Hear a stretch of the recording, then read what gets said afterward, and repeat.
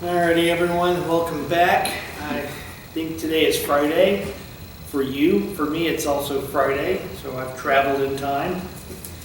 Maybe in the future I'm dead. But irregardless, let's see, we'll also have class next week because we just need to. None of us can go anywhere. If I can't go anywhere, you can't go anywhere. And there's I do got to touch on one more subject. It's really important, and I'll have the last week to do it, which is talk a little bit about angular momentum, more than we've discussed before. So today we're on variational method, variational theory, variational method. And as I mentioned, as much as this is going to seem like just some factoids, some random stuff that we could do just because we can do it, this ends up being hideously important. It's hideously important because this is how all the software that you might actually ever use, this is how they work. And they work, some of the things you can do with them, you can predict NMR spectrum, you can predict infrared spectrum with it, of like a molecule. Let's say you've made a molecule, but you're not sure. So you take an NMR and it's weird and you can't assign it. You might need to use the software. Now the problem I got to warn you about in that learning how to use the software for its quantum mechanical capabilities requires an information toolkit that has nothing to do with this class. You need to understand what basis sets are, which are basically the atomic orbitals for the atoms in the molecule that you're describing. They're hydrogen-like, but they're a little different. And every of these groups make their own different basis sets. Some of them work better than others for certain types of molecules, for answering certain types of questions. You need to know that. There's different algorithms for calculating the various spectra proposed by different groups. You want to know which one's right for your system. There's so much information out there that it requires quite a bit of time to become competent enough to use it correctly. So you basically need to take a whole nother class on this or do a lot of reading on your own. Just heads up on that.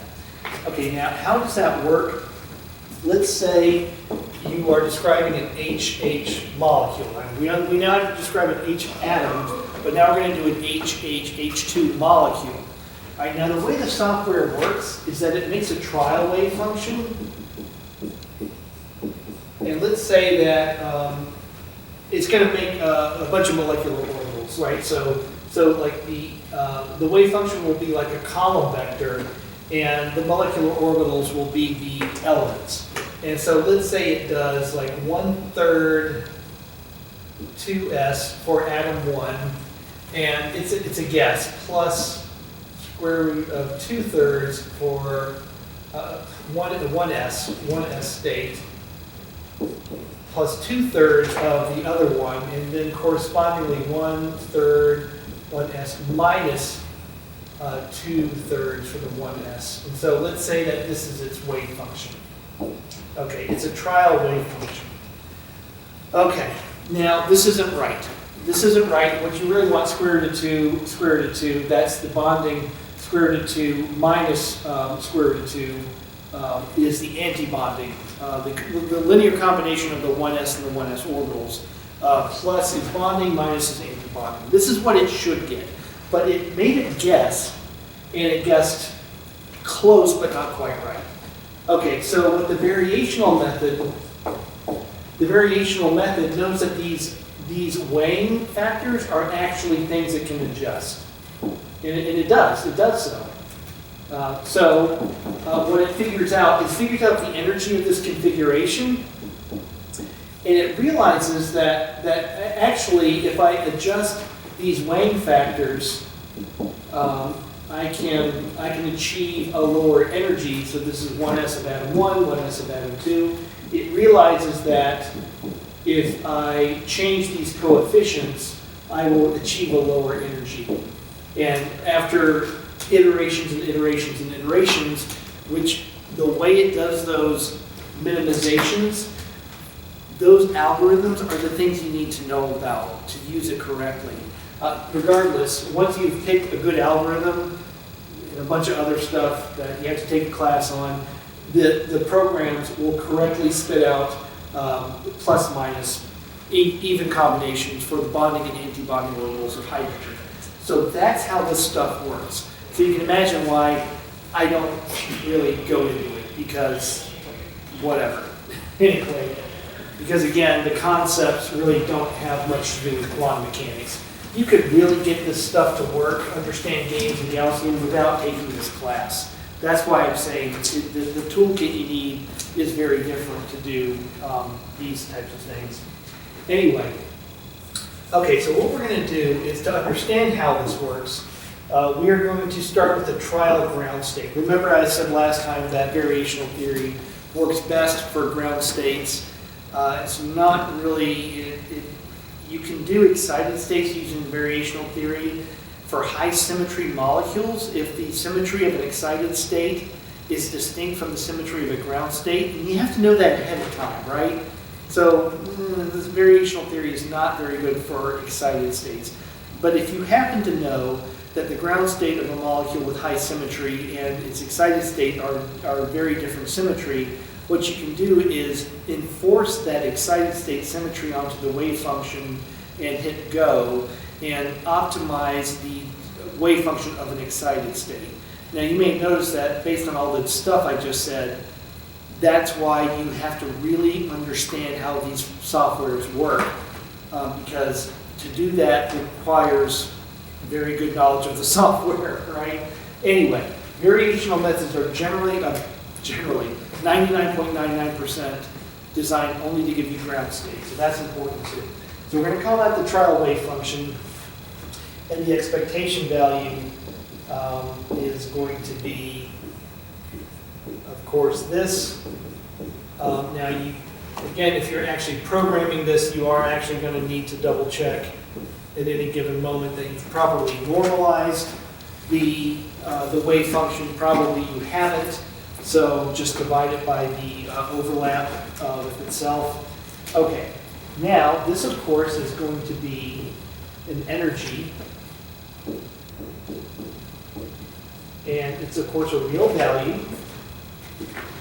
And, sorry, what am I saying? It's going to be, here, let me describe that a little better. It's going to be greater, this is an energy, but it is going to be greater than or equal to the real energy. Okay, so you want to write this down. The real energy is the expectation value with the right wave functions, which you don't really know what those are. For all the reasons I've said a zillion times. Hamiltonian is too hard to solve exactly. So you have these trial wave functions. That's why you're doing this. You have wave functions, and you know they're not quite right, but it's the best you got. This is horribly important. The energy you get will always be greater than the real energy by measurement or whatever. Again, the real energy is the same expectation value of the Hamiltonian, but with the right wave functions, not these trial wave functions, which you know aren't quite right. The energy is always greater. Now, you can imagine, like, why is that? Because if the wave functions aren't correct, and so if the wave functions aren't correct, of course you're not getting the right expectation value, but why not too low in energy? Why always too high? Very important to know this. You'll see this get brought up all the time. Okay, now the reason is, and again, I stated this ad nauseum in the beginning of the class. What does it mean to span Hilbert space? So let's say that these, you have a set of ground and excited states that are correct. And so we're going to expand this trial wave function into those correct. These are K for correct because that's funny. Anyway, so these are the correct ones.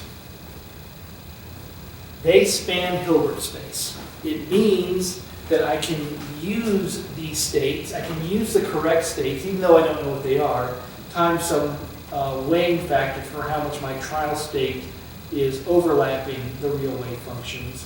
And if I use the complete basis set of ground and excited states, the real ones, I can take those states times some weighing coefficient, and that is my trial wave function. So that's very important. Again, you can span Hilbert space with a complete basis set. And the reason I emphasize that so much was because of this right now, by the way. Remember I told you, it's really important to know that And it was important for this reason, important for today. Okay, so let me go back here.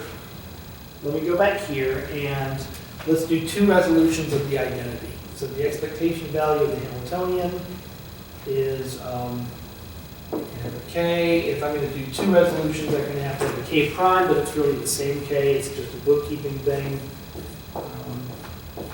I'll start with K. Now, of course, the Hamiltonian can work on K, and it knows, and that's the real energy, the exact energy. And I'm going to need to do the same thing. I'm going to need to do a resolution of the identity in the normalizer here. I need to do that there as well. Okay. Now, clearly, I'll do this. I'm going to have the Hamiltonian work on, I'm going to have it work on this state, so I'm going to call that E of K. And then I've got K and K prime. Now, these being in the same basis. That little prime looks like it's part of the K. It's not right. There we go. You know that this is a Kronecker delta, K and K prime. You know that means I wipe out one of the sums, and wherever there's a K prime, I'll write a K. I could do the opposite, but I like to do it the other way. Okay, so what do I get? Now I got the sum of K.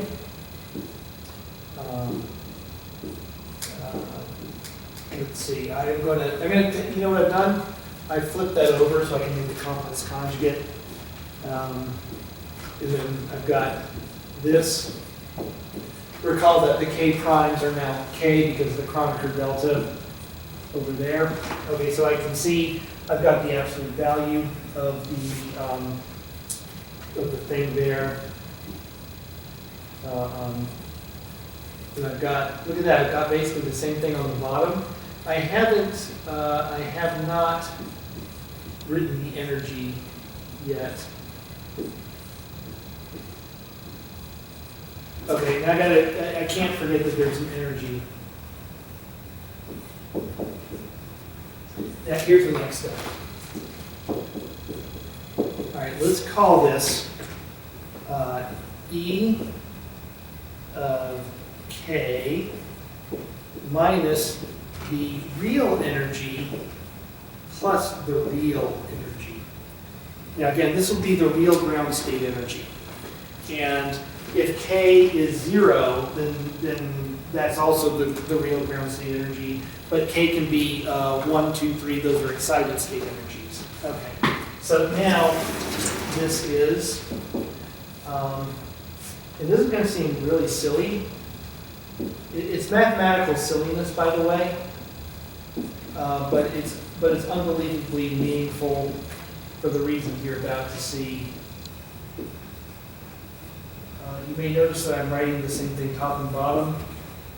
You may be like, well, why am I not canceling them? You'll see in a second. Okay, again, this is horribly important.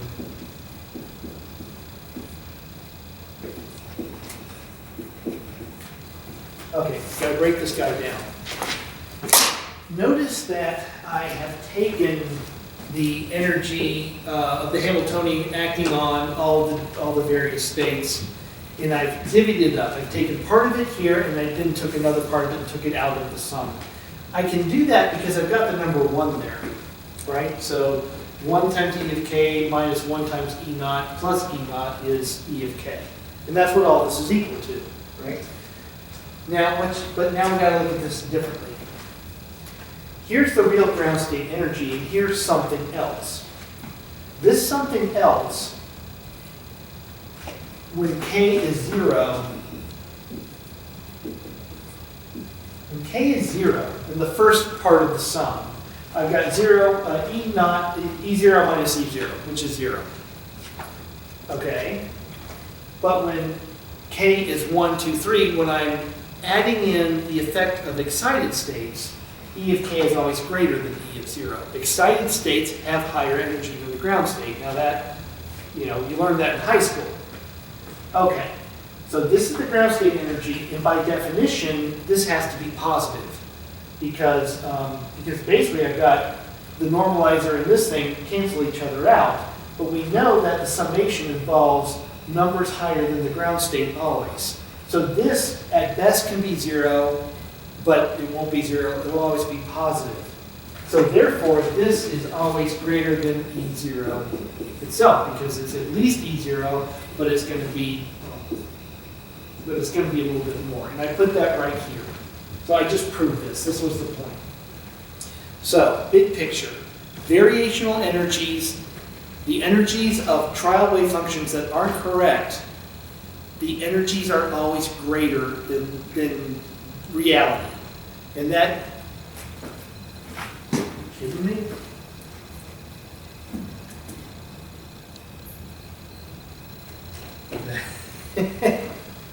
Okay.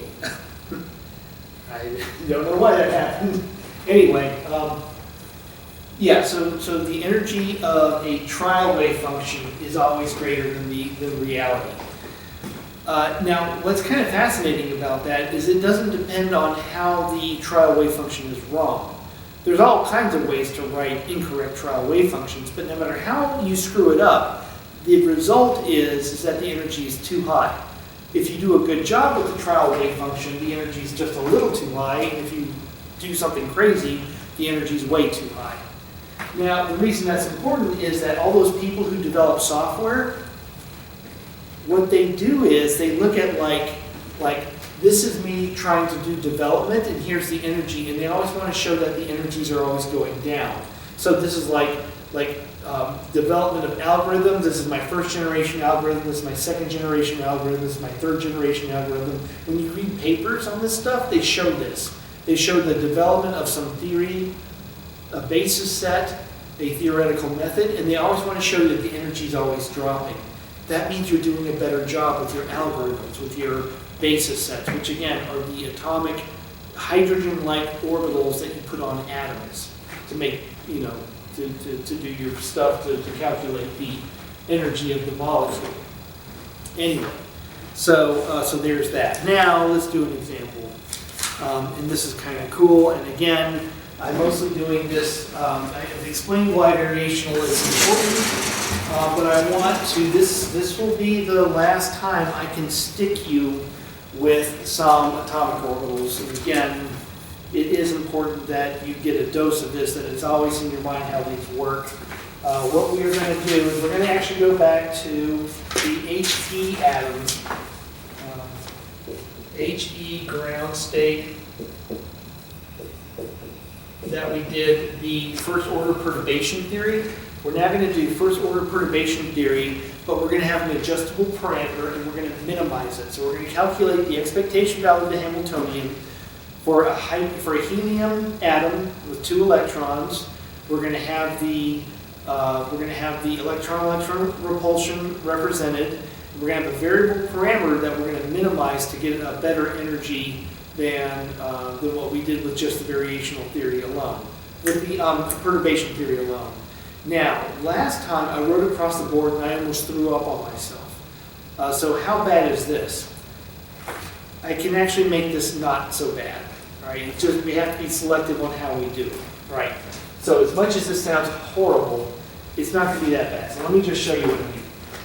All right, now we're going to start with, as I've been rattling and prattling, we're going to start with a hydrogen-like wave function for electron 1 and electron 2. We're going to have hydrogen 1s states, just like last time. Right? And remember, when we use those, and we looked at what's the hydrogen, what is 2 times the energy of a helium plus, right? So helium plus is hydrogen-like. I know it's energy.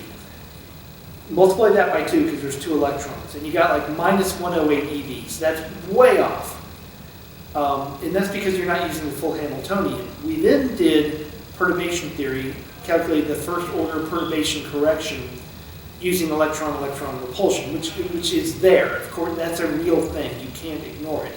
And we got like minus 76 EV, and the real value is minus 78. Notice that the energy was too high, right? So we were doing the variational thing. When we did that perturbative calculation, first order perturbation theory, we were seeing the variational theory kick in. All right, now I'm going to have an adjustable parameter, and I'm going to get closer, but be too high than the experimental value, just like I promised. Okay, again, here is our hydrogen-like wave function, and this is for the first electron, and I'm using Z prime for the fact that helium has a 2+, has 2 protons in its core. I have 2 electrons, so I have 2 wave functions. And you've seen this before, and it made you cry because that was a hideously difficult and time-consuming use of the board to do all this. Notice that I'm messing up right and left already, so that's important. Okay. The total wave function again will be them multiplied, which again we know is not true because electron-electron interactions mean that the Hamiltonian is not actually separable, but we're going to treat it as though it is. Here's the Hamiltonian. Momentum for electron 1, oh, it gets a little hat. Momentum for electron 2. Mass of electrons, mass of electron. I am going to ignore minus h bar squared, h bar squared over 2m is built into here. I'm just going to ignore the 1 over 4 pi e naught for now. No, I won't. I keep alluding to what I'm going to be covering in a minute. No, I'm going to keep the 1 over 4 pi e naught. I know I keep talking about that, and you're probably wondering why. It's the next lecture. I'm going to talk about how you can make that go away. And it makes things way easy. But I'm not going to do it today. Little steps. Okay. How fast are you moving? Of course, there's a Coulombic interaction of the electrons and the nucleus. And here's the thing that destroys our ability to easily do quantum mechanics, the electron-electron interaction, the thing that makes the results non-separable. You cannot write the wave function as the multiple of 2 different functions, each one, one for each electron. You cannot do that because of this, but we do it anyway. That means that our trial wave function, this is not correct, and therefore the energy I calculate is going to be too high. Now, to do the best job I can, because why wouldn't I? Because you are paying me to write you software to give you the best description possible, because you're going to describe a semiconductor that you're going to try to build and put it into an Intel chip, and if it works better, you're going to make more money, right? You kind of see the flow of this. All right, now to build to impart the variational theory and to be able to do better here, what I'm going to do is I'm going to make, Z prime. Z prime is adjustable. So what I'm going to do is I'm going to change the core charge of the helium atom. I'm actually going to make it a little smaller because I'm going to be able to get an energy that's closer to the real value, to the experimentally derived value. And that means I've got a better description of an HE atom. And I can build an Intel chip better from that information. I don't know how, but I can. And if I can do that, it works better and I make more money because I can sell that chip more, right? That's the flow of things. All right. So, so the goal is to minimize the energy with respect to this. And we'll know we did it right because the energy will be too high. Okay, now let's do the momentum. I'm going to calculate the momentum. And I'll just do one of them. So you can see why this is going to be a little bit easier. I can actually just do this stuff for 1 electron, and then I just take the result and multiply by 2 because the other electron is going to do the exact same thing because it's also in a 1s state. right? So the configuration, remember this, you have to do ground states with this. So the configuration is 1s2. Both electrons are in the s state. Okay, so I'll write down P1 squared over 2me minus h bar squared over 2m. So I almost choked when I didn't write down minus h bar squared over 2m, but it's built into P. Okay, now here's the part, don't forget this kind of stuff. Remember when we were doing 3D kinetic energy, these are actually a little bit more complicated, right? Remember that? It's not straightforward to go from XYZ to R theta phi, and so it's not minus h bar squared over 2m double derivative of R. It's not just a double derivative of R, it's close, 1 over R1, dvr, R squared, dvr. Yeah, so, R, 1 over R squared, dvr, R squared, dvr. Right, that is the proper way to do, that's how you do it. We talked about this last time. Okay, so the kinetic energy is, of course, the expectation value of this. Constants come out. Okay, so we've got, let's do the first electron. And what I'm doing is I'm trying to set this up in such a way that I did this with Mathematica. Maybe you'll do that too. I haven't written another homework yet. I need to because I know you don't really want me to do that, but okay. Now I had to double check when I used these wave functions, and again, I used what I found off the internet. I just used it, I didn't think about it. But when I double checked its normalization, I found that I needed to use 4 pi r squared. Remember those other times I actually used different wave functions? I used ones that you just used r squared. Well, I screwed up. I used the wrong wave function, and I knew it because I double checked that it was normalized with 4 pi r squared, not just r squared. And I realized I thought about going back and using the wave functions I used earlier, but then I thought this is actually a good lesson for you to double check. Again, always double check that when you're grabbing things off the internet. Okay, now imagine, again, Mathematica, you define this thing. It's not that hard to do derivatives. It's capital D is the command in Mathematica, yada, yada. Okay, what you get is h bar squared over 2m a is a Bohr, a squared, times z prime squared. Okay. That's not z to the z, that's z prime squared. There we go. Okay, again, Mathematica just spit that out. Okay, this is oddly a number that I recognize. I had to plug it into, I had to do some math, 13.6 eV. Z prime squared. Oh, it's plus 13.6 eV. Okay. So we're going to call this, now you know that the energy of a hydrogen atom is minus 13.6 eV. So I'm going to call this, minus EH Z prime squared. Okay, again, the minus 13.6 eV is a number burned into my head. Okay, so now let's figure out what the total kinetic energy is, which is basically 2 times that, because there's 2 electrons. And then we'll do the Coulomb operators, and actually why this is not idiots, by the way, is because I've already done the perturbation theory on the electron-electron interaction. I'm just going to take that from our previous lecture. Okay, so kinetic energy is 2 minus 2. 2 for 2 electrons. Don't forget that. You're going to see why it's important in a minute. Z prime squared, our adjustable parameter, times the energy of a hydrogen atom, which is minus 13.6 eV.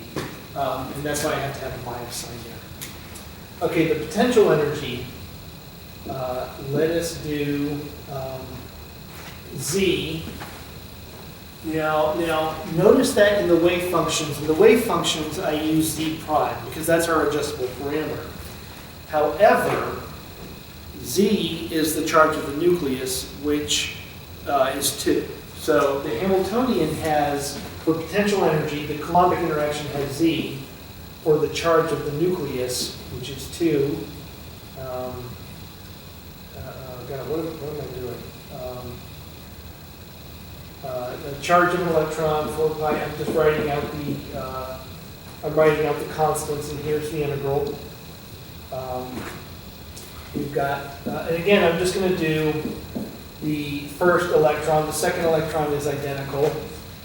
So my potential energy, I'm going to calculate from this. I'm going to double it for the other electron. And it's not too hard. Again, I chose poorly for the wave function. I grabbed one that was a 4 pi r squared, not r squared. That's technically not correct, but anyway, it's fine because I double checked. Anyway, I'm grabbing on it. So what do I get here? Okay, this ends up being minus e squared, 4 pi e naught, z, which again comes from the nucleus, z prime, which is our adjustable parameter for the wave function, over a, over a Bohr, and this ends up being 2, and I had to do MATLAB, plug in real numbers, and I found that it was 2 times minus 13.6 z and z prime. Z for the nucleus charge, z prime is my adjustable parameter of the wave function. Okay, so the total potential energy for electron-nuclear interaction is 2 times 2 for 2 electrons times 2 from the evaluation of the integral.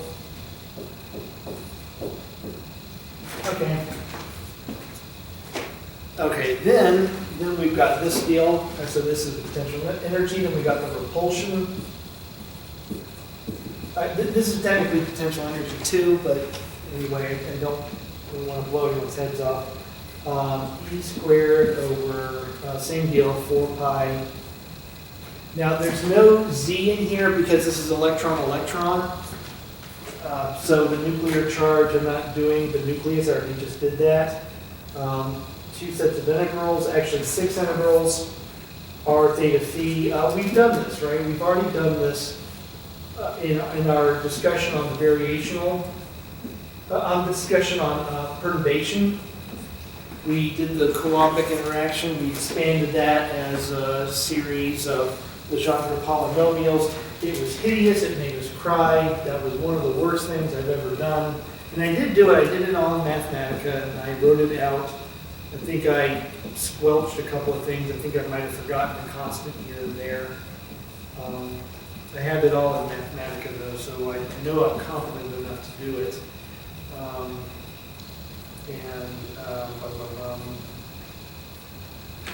Actually, you know what? The way I've done this, I've actually not, you don't have to do angles in this case. Well, you do, but we know the result, right? So the problem is that this has to expand.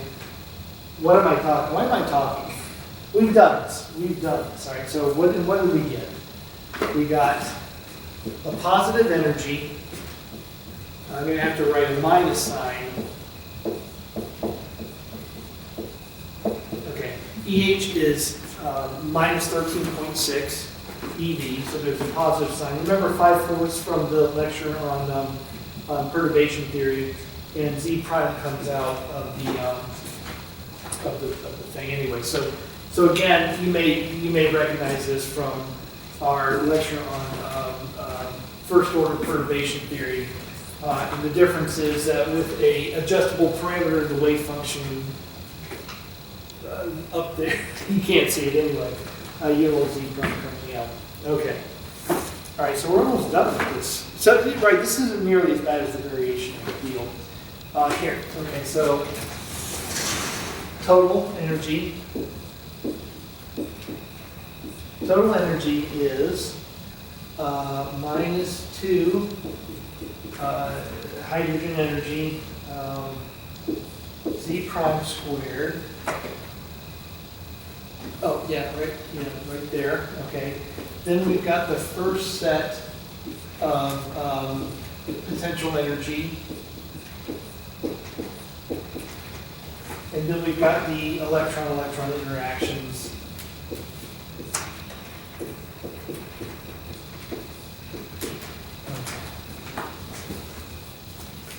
There you go. So now what? I'll keep working down. So this is the expectation value. All right. And if you plug in Z prime of 2, you are getting exactly what we got in our discussion of first order perturbation theory. Again, that horrible lecture where we got minus 74, I forgot here, I got it down. So if you stop here, if you just say Z prime is 2, then the energy, literally just plug in 2 there, the energy is minus 7, you might remember, it's minus 74.8 eV. Okay, but here's what I'm going to do. I'm going to set the derivative with respect to Z prime of the energy equal to 0. And I'm going to find an optimal Z prime, one that gives me the lowest energy. Okay, what is that? Okay, I can factor a minus 2. I can take out minus 2 times the energy of a hydrogen atom, minus 13.6. And you may notice, I can factor that out when I do the derivative. I've got 2Z prime minus 2. 2 comes out minus because I factored out a minus, so don't let that confuse you. I'm taking the derivative of Z prime, so this is Z. Plus, is that right? Yeah. Minus 2 plus, taking the derivative of Z prime plus 5/8. Again, don't let, why is minus 5/4 plus 5/8? Because I factored out a minus 2. Okay, and then you set this equal to 0, and you can see why I factored out the energies. And it's not hard to see from here that Z prime is Z, which is 2, right? I'm not messing with Z, the nuclear charge, the real nuclear charge. I'm messing with Z prime, which is the manifestation of the nuclear charge in the wave function. It's a little subtle. I hope you follow along with that. I don't know that I described that very well, but anyway. So Z was in the Coulomb operator between the electron and the nucleus. So that's not something you mess with. It's 2. But Z prime is a manifestation of that in the wave function, which I've decided to adjust. So notice that basically the electrons see a slightly less than 2.0 nuclear charge. There's a reason for that. Shielding, right? Electrons shield each other from the nucleus. So any given electron sees less of the nucleus than is actually there. And we make that our variational handle, the energy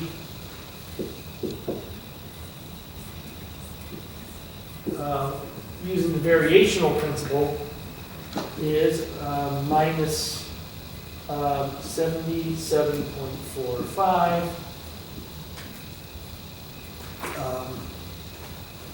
which the real value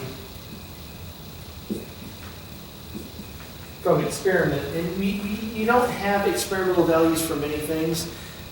You have to be able to put something in the gas phase and tear out all the electrons and know precisely how much energy that takes.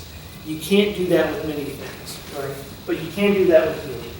And the true energy is minus 78.6 eV. And that was brought up last time. So, again, first order perturbation theory certainly got us way better than not.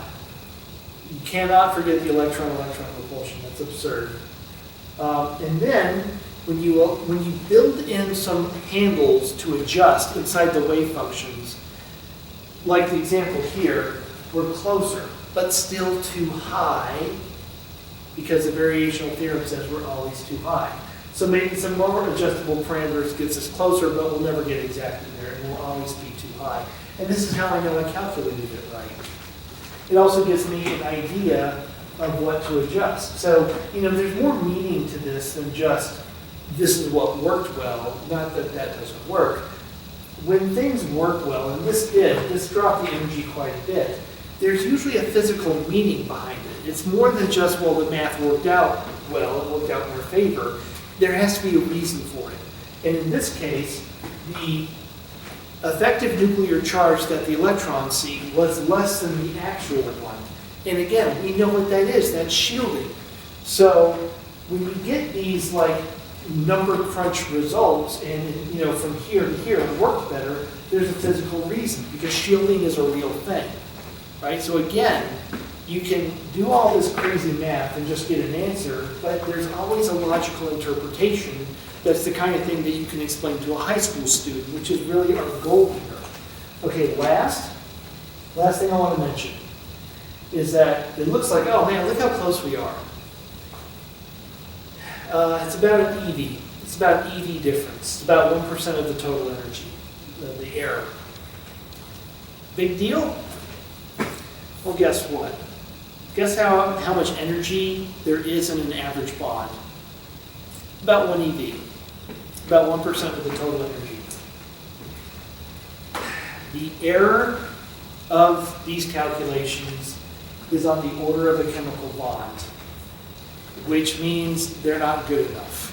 So, one of the things you have to learn about the software, everyone knows that, these softwares have other algorithms to try to do better than this, which to use correctly, you have to know what they are, how they work, what their limitations are, do they work for your molecule or not. You find that out by reading papers. Any of these groups that do this development, they all have agreements with the software company so that when they come up with a new algorithm, it gets put in the software. So when it comes to showing up this 1 EV difference, which is too high, as it stands, this is not good enough for a chemist to work with, and they know that, so they've developed algorithms to do better, and those algorithms are very esoteric. You don't really need to understand quantum mechanics to really to use them, but they have limitations that may or may not apply to your system. So to use that software, you really have to spend a lot of time to understand how they shore up these differences, and do they work for you? And that sucks, by the way, because it takes a lot of time. You have to read a lot of papers. But if you do it, you get more papers. Well, it's like all things, you have to put in the work. Anyway, okay, so now the last thing I want to mention is that when it comes to messing with the wave functions, that's what those basis set developers do. So developing basis sets, which is basically means messing with hydrogen atom wave functions, messing with them to get better results is a field of research. People work on these things to get better results, and then they publish them, and they get incorporated into the software and blah, blah, blah. There's that. And then there's algorithms that work beyond that, which are the methods, including density functional theory, that also is one of them, that tries to show up this difference in other ways. So just a heads up on that. So basis sets are usually not as big a deal as some of the other methods, which try to capture what's called the correlation energy. This is called a correlation energy. This 1% difference, by the way, comes about from writing the, where do I have it? It comes about from writing the wave function, the total wave function as the multiple of two wave functions that are separated. That is where you're getting this 1% difference.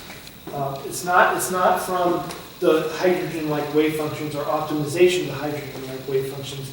It's when you multiply a function for an electron 1 times a function for an electron 2 and saying that that's proper. It's not. And it results in this energy difference, which is bad. So you optimize basis sets, like I just mentioned, and then you try to correct for this error, this multiplying two things when you shouldn't, but you don't know what else to do error, and that's called a correlation error. And the other algorithms that try to shore up this difference are based on minimizing correlation errors. So again, you have to read up quite a bit to become an expert on that. Okay, 10 minutes left. Let me introduce practical calculations. And this will be kind of fun because I will definitely have you do something either on homework or an exam. Again, I think I'll make the final exam. I'm going to give you some potentials, and you can use MATLAB to get wave functions. And I'm telling you, I just published a paper where I use some of the methods I'm about to show you. I use them constantly, so again, they're not generally taught in the class, and I think that's crazy. Obviously, I'm not devoting a lot of time to this. I'll just introduce this. I kind of like to, in the class, with an introduction, a simple introduction to what we're going to do next, and then the next time we do this. So computational methods. This one is called the finite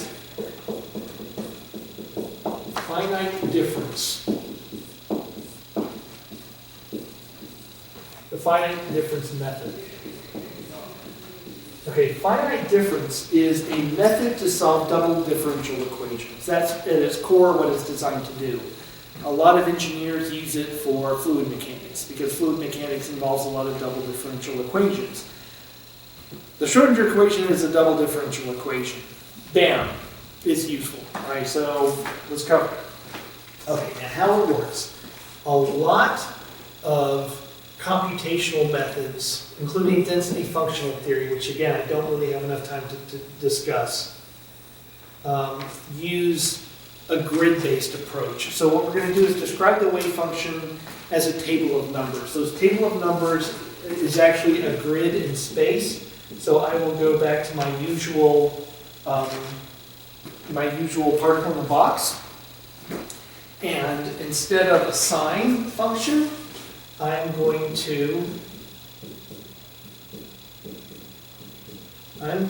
represent this as a certain number of points. Usually I use around 1,000, but I'm not going to draw 1,000 little x's here.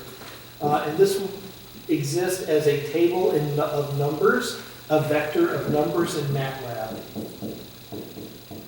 Just a series of numbers that when I plot them, create a half sine wave, which we know to be the ground state of a particle in the box. Okay, just a table of numbers. Plot them, you get this. Very simple. Okay, now, fine.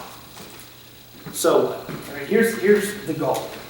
What I need to do is I need to have some kind of Hamiltonian in matrix form that operates on the wave function that returns an eigenvalue times the wave function. Again, where the wave function is, as I described, a table of numbers. Okay, we'll do a free wave. As usual, why not? And that's because the Hamiltonian is just some constants and a double derivative. A double derivative. Okay. So the goal here is how do you have things in a matrix that operate on this column of numbers and to get it to turn into its own double derivative, which actually still needs to be the same function, right? But we all know that the double derivative of a sine is a sine, minus sine, but the Hamiltonian has a minus h bar in front of it, right? So I've got to have things in this matrix that I multiply by this column that returns actually minus the wave function, or you multiply that by minus h bar. Anyway, blah, blah, blah. Okay, so how do I do that? Let me though remind you the way that this works. Let's first do the derivative. All right, so what I've got to do, I want you to just visualize this in your head. I'm going to draw this because that's the best way. I got a table of numbers. the first thing to do is a derivative. How do I do that? Okay, well this is a sine, so I happen to know the answer is cosine, but regardless, I know the derivative, I can approximate it as that number, it's the slope of a line, right? So what I can do is I can take these two numbers and draw a line. The line is positive for those two numbers. So I'm going to have a positive number there. And if I keep doing that, I see that it's going to do something like this. It's going to go from positive to negative. Looks like that. Looks like a cosine, right? And that's how I knew how to draw that. Okay. Then we need to do another derivative.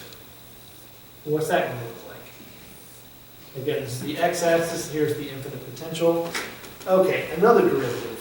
Well, it's at first it's negative, but it's not too negative. Then it gets more negative, and then it gets less negative. So that's going to look something like this.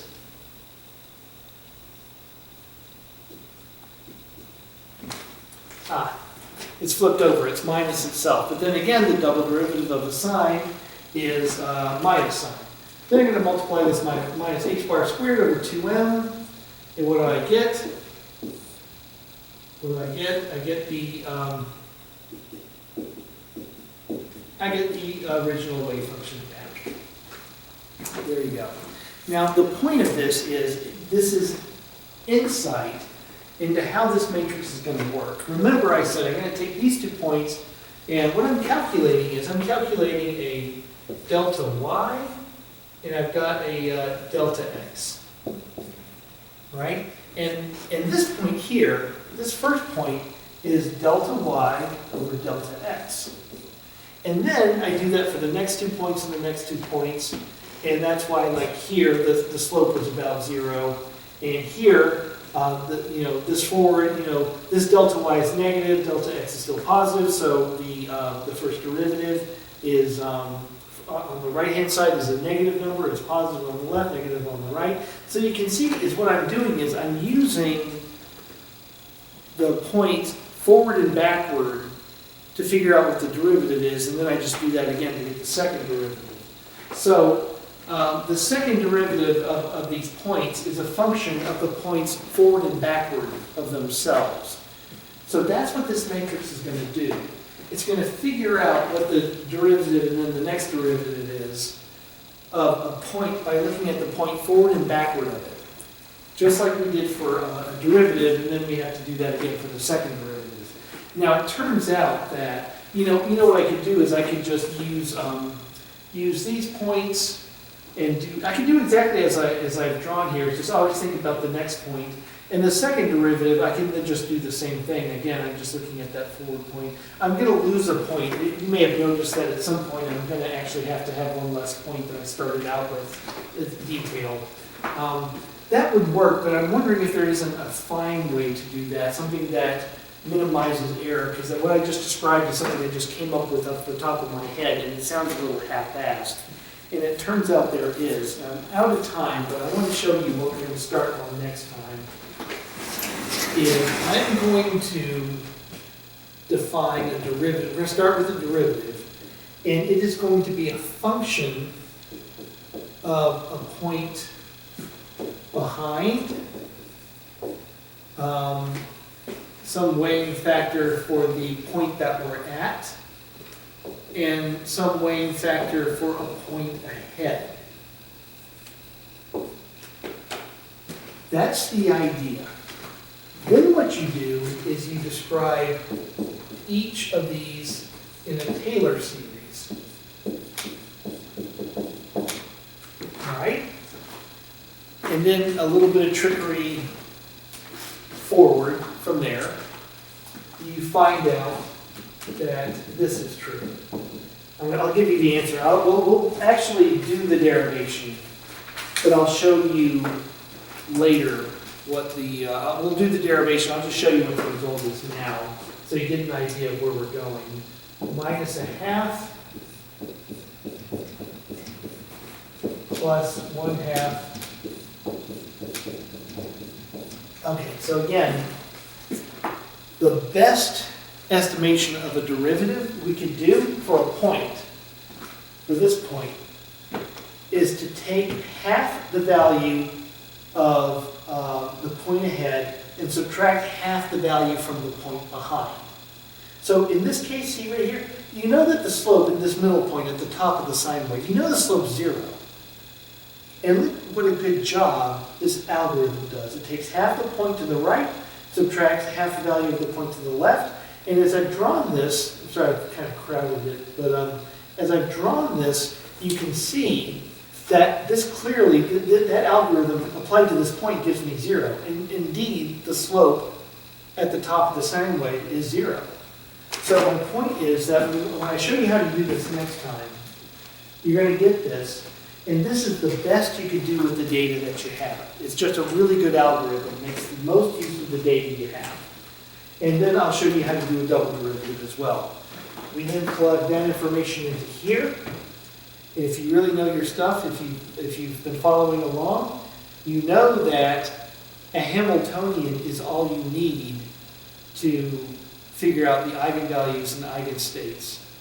Remember that determinant of the Hamiltonian minus the eigenvalue, setting that equal to 0. You can actually solve everything from there. You can get the energies by doing that. It's just one MATLAB command. You get the energies, and then you feed those energies back into this, and then you get the wave functions. Okay, but I'm out of time.